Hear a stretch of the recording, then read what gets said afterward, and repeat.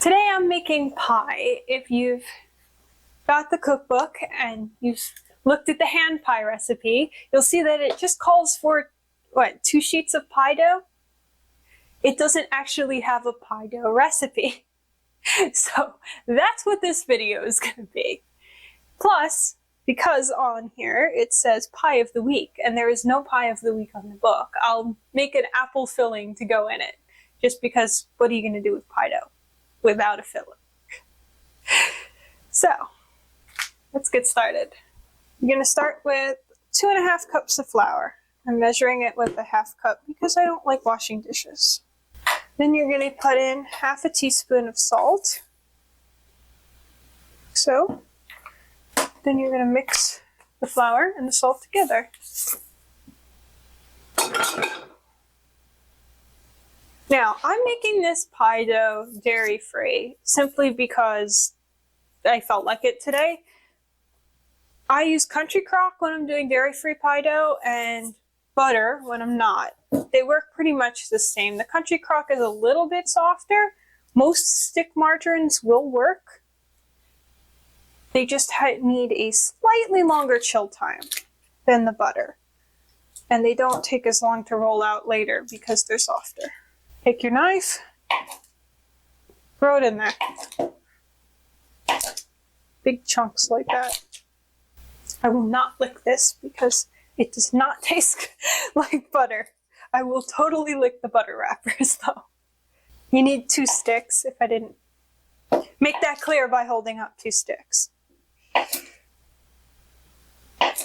This is going to make enough dough to make a top and a bottom.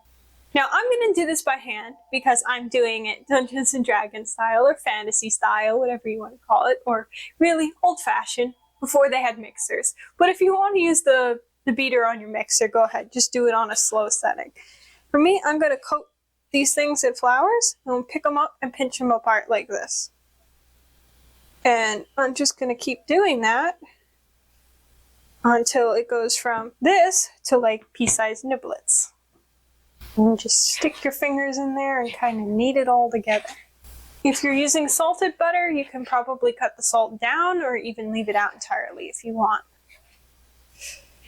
I don't know if this stuff has salt, so I'm putting salt. It probably does. And it's going to be a salty pie crust. You won't notice if you screw it up and put salted butter and salt. You really won't. Not unless you're doing a sugar-free filling.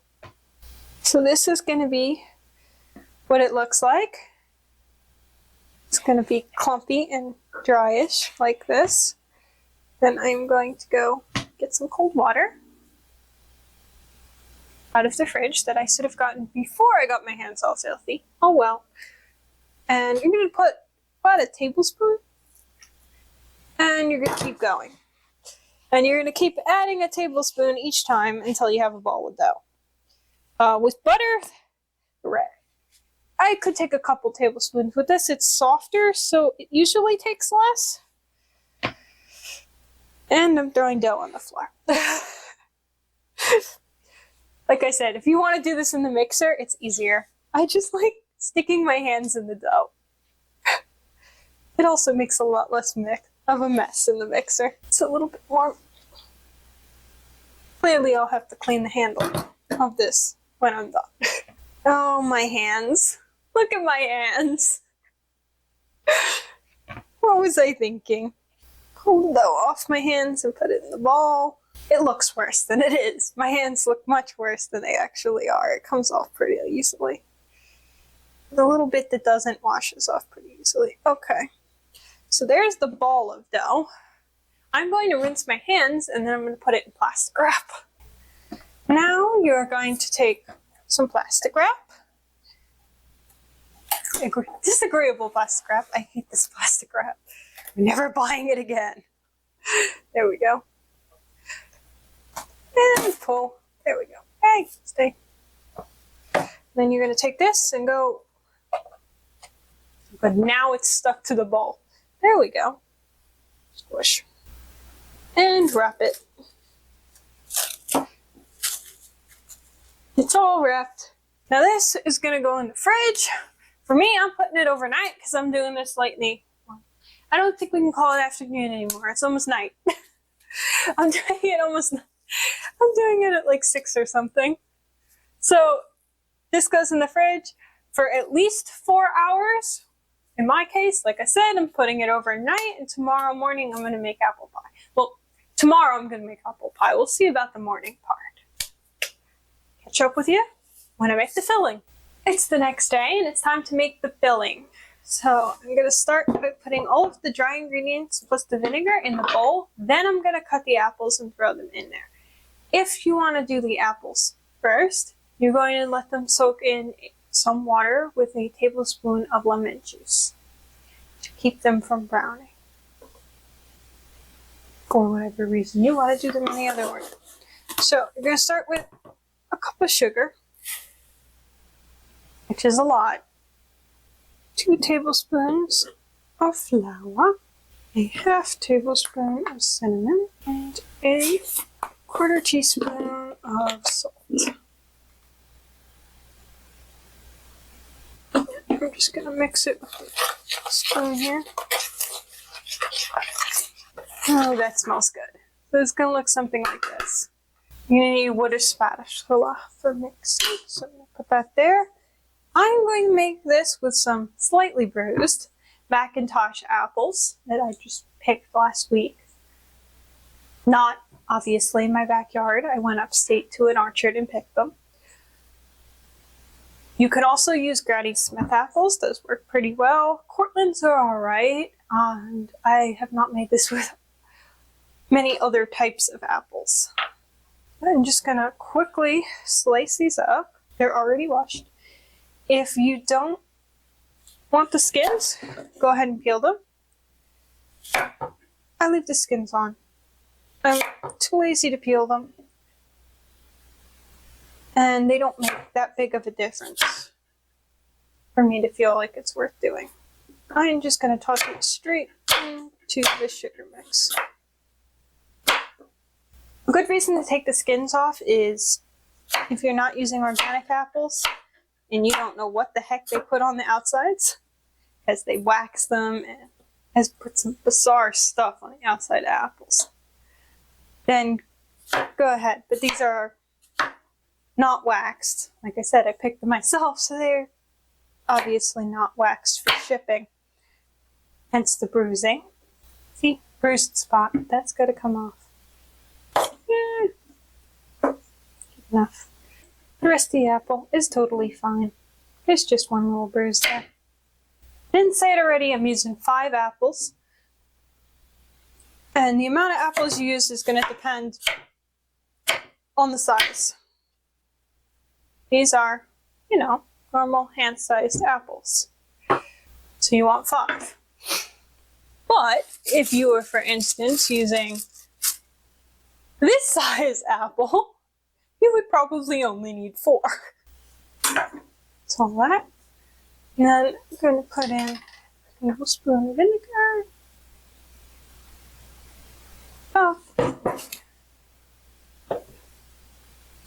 And then I'm going to take this here paddle and mix it all up.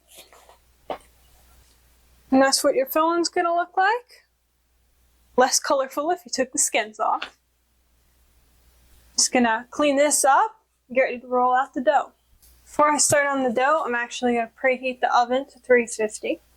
This is the dough from yesterday. I'm going to open it up. I'm going to borrow that knife that I had for the apples.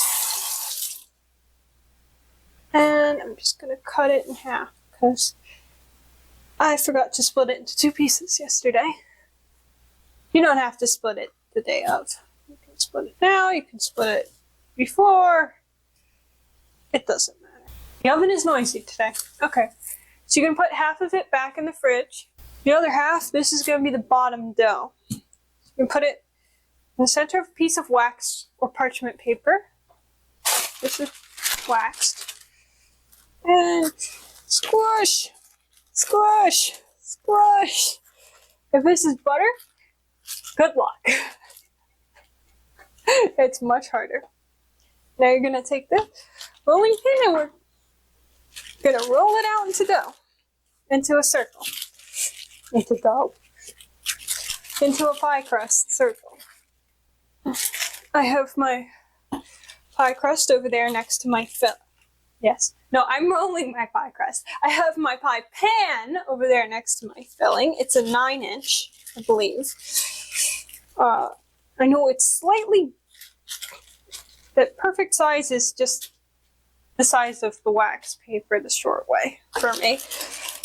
But there's also measurements on my rolling mat that I have here that tell me if I'm at the right width yet or not. This will give you an amazing workout. Try and keep it in a generally round shape. Yeah, I can work with that. Okay. Just gonna put this pie crust stick. Put that over there. Stay. Peel this off of one side. Woo. And I like to do it this way, where I put that down on top. Lift it a little. 1, 2, 3. Woo! And then you're gonna try. This is where margarine or Country Crock or fake butter is not as good as it sticks a lot more to the parchment paper than if you were using actual butter. So that makes this step a little harder. But you're basically going to slowly peel the parchment paper off. And then try and patch any holes that this may leave. Because sometimes pieces stick. Now we're going to just kind of press it in gently. Seal any cracks.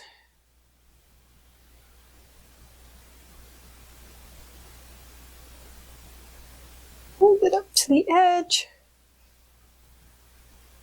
And I'm going to just pinch off the excess because there's always a little bit left on certain parts because nobody can make a perfect circle with them. Or if they can, I haven't met them. Press it in. Use your knuckles, not your fingers, so that you don't end up putting holes in it with your nails. Okay. Use this to absorb the extra dough that's around here. And that is the bottom of your pie crust. I'm going to wash my hands quick. My oven is going faster than I am. It's going to be preheated in 5 minutes. Okay. So then you're going to take a knife and you're going to make a couple of slits in the bottom. I usually mark out like one in the center and then one on the edge of each slice of pie. So 9 cuts, I think. Something like that.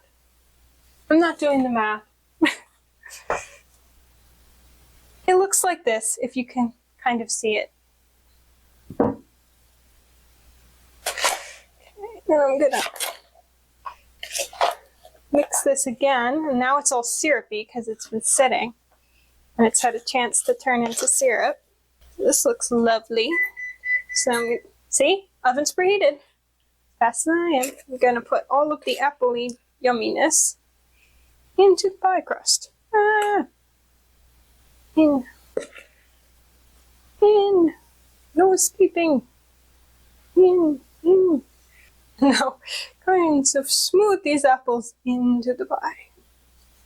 Into the pie. Okay. That's not working. Hands time. Pie making is a very messy business. Be prepared to wash your hands half a dozen times. Wash my hands again. Now technically you're supposed to put little globs of butter in here, but I almost always forget to do it and I've never had it come out bad. So I'm skipping that step, but you could put little 2-3 tablespoons of worth of butter or margarine on top. It makes it juicier, supposedly. I can't tell. Just make sure that the edging isn't curved around the edge of the pie dough, or it's going to do something very weird when it gets cooked. Okay. Move that back over here. Get out pie dough number 2. I'm going to put this little bit of extra in the plastic wrap for now. We're going to do something with that later. Squish and squish and squish. Squish and squish and squish. So obviously I can't upend it over the top to measure size, but I can put it on like this and say, needs a little more in this direction. Otherwise it's good. I'm just gonna go 1, 2, 3, flip. We're gonna take paper off. This one, I gotta go 1, 2, 1, 2, 3. Pretty good job with that. It's pretty much on there perfectly. Whoa! Voila. Again, you're gonna have to pinch off some of this piece too. Just come on, press them together slightly.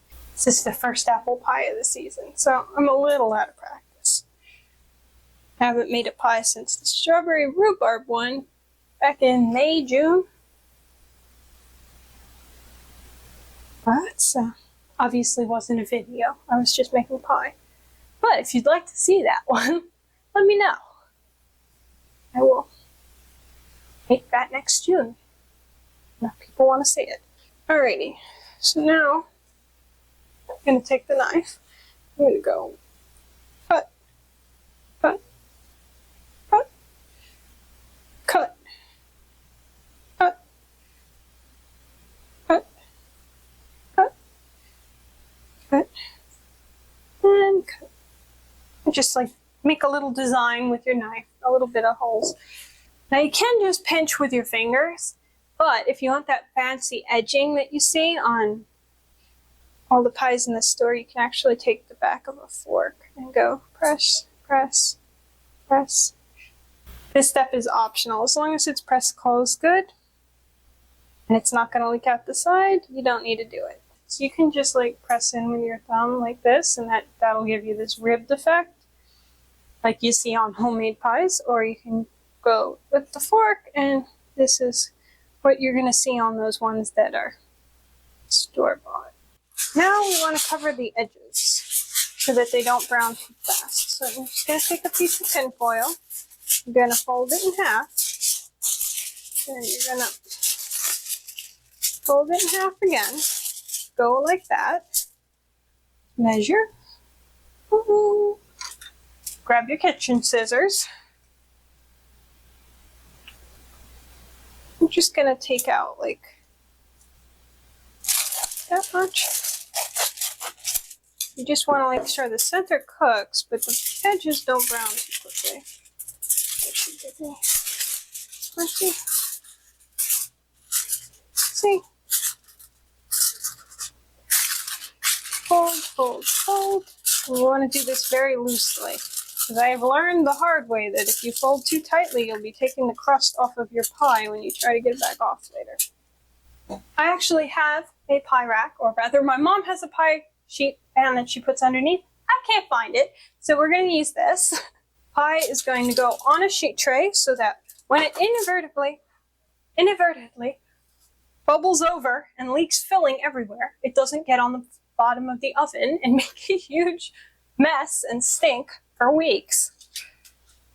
This just makes mess of one pan, which is ceramic coated, so I'm going to hope that it's actually easy to clean. I haven't tried this on a ceramic one yet. We'll see. So then your pie goes in your oven. That's not in. That's in. And it goes in the oven for 40 minutes. Before we're going to take the tin foil off, and I will catch back up with you at 40 minutes. I lied. I'm catching back up with you now. This is the leftover pie dough, which I forgot about. Pickle. So I'm going to take this last piece of parchment paper. I'm going to squish it in between. I'm going to roll it out flat. All right. So now, oh, see there? Now I got that tiny little piece. Usually I have more, but I must not have rolled out as thin as I normally do. So I'm going to take this. I'm going to flop it out on here. Ooh. Like so. And then after I take the tin foil off, I'm going to put this in the oven with it. And this will just give me a little piece of pie dough. I eat this, but you could totally make like a baked apple and crumble it on top. Or like crumble it up in applesauce or something. Like warm applesauce. Oh, that sounds amazing. It makes it a cute little pie dough. It'll last for a couple of days or a week if you put it in something airtight. I pulled it out. I took the tin foil off with my bare hands. Not as hot as it looks. I pushed the rack back in and I put it on for another 10 minutes. So I'll see you in 10 minutes. There'll be 50 minutes total so far. So grand total, I put it in for 40 minutes to start, took the wrap off, put it in another 5 minutes, put in that extra piece of crust I had laying around, and then put it in for another 10, which makes 55 minutes. Now, I'm going to take it out of the oven. So, oven off. There's the pie. Cracked on one side, it always happens. And here is the pork crust that I'm going to put here, that I can use to just eat or do something with, whatever. Now this is going to cool for 15 or 20 minutes before you actually cut it because it's going to be way too hot. And as beautiful as all those pictures of pie always look, the first slice never looks that way. It's the rest that'll come out looking nice. There you go. Pie.